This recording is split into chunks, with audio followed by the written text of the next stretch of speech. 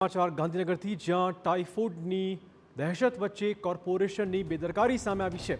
એક તરફ વકરતો ટાઇફોઇડ, બીજી બાજુ કોર્પોરેશન ઠાગાઠૈયા। અઠવાડિયાથી ગટરમાં ભંગાણ છતાં સમારકામ નહીં।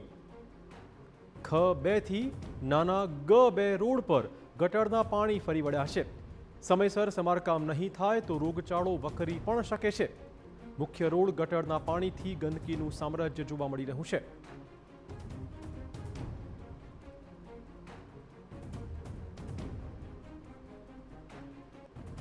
એક અઠવાડિયાથી ગટરમાં ભંગાણ પડ્યું છે, આમ છતાં સમારકામ કેમ થતું નથી? જોઈ શકો છો, ગટરના ગંદા પાણી રસ્તા પર ફરી વળ્યા છે। રોગચાળો વધુ વકરશે તેવી ભીતિ। પારાવાર ગંદકીનો માહોલ જોવા મળી રહ્યો છે। સમારકામ નહીં થાય તો રોગચાળો વકરશે।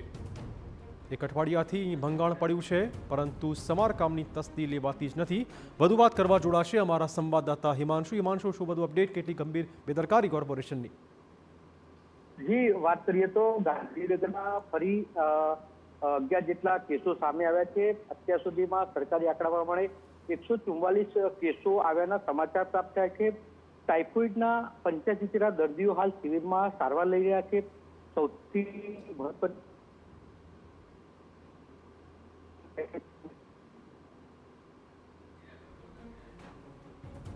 તો અઠવાડિયાથી ગટરમાં ભંગાણ થયું છે, આમ છતાં સમારકામ ન કરાતા કોર્પોરેશન તંત્ર સામે અનેક મોટા સવાલો છે। બીજી બાજુ ટાઇફોઇડના કેસ વધી રહ્યા છે, તો આ તરફ ગટરના ગંદા પાણી રસ્તા પર ફરી વળ્યા છે।